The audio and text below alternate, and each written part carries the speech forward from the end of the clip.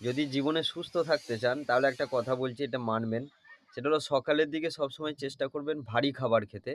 আর যত বেলা বাড়বে তত হালকা, হালকা, হালকা করে খাবার খাবেন। সন্ধেবেলায় অবশ্যই চেষ্টা করবেন একদমই হালকা খাবার খেতে, বিশেষ করে সূর্য ডোবার পর। ৮টার মধ্যে চেষ্টা করবেন লাস্ট খাওয়াটা খেয়ে নেওয়ার। হ্যাঁ, সিরিয়াসলি যদি এটা মানতে পারেন তাহলে অবশ্যই আপনি খুবই ভালো থাকবেন। আমি তো এরকমও জানি দক্ষিণ ভারতের দিকে প্রায় সকালের দিকেই বেশিরভাগ মানুষ ভাত পর্যন্ত খায়। মানে দক্ষিণ ভারতের দিকে এটা রয়েছে। তো ভারী খাবারটা সকালের দিকে খান, হালকা খাবার যত বেলা বাড়বে হালকা খাবার খান। সন্ধ্যে রাতে তো একদমই হালকা খাবার খাবেন। ভালো থাকবেন, সুস্থ থাকবেন, টাটকা খাবার খান, তাজা খাবার খান, বাসি খাবার একদম মানে অ্যাভয়েড করে চলুন। আর সবসময় চেষ্টা করবেন অর্গানিক খাবার খেতে, মানে জৈব পদ্ধতিতে চাষ করা সবজি, এই সমস্ত খাবার খেতে। ফাস্ট ফুড জাতীয় খাবার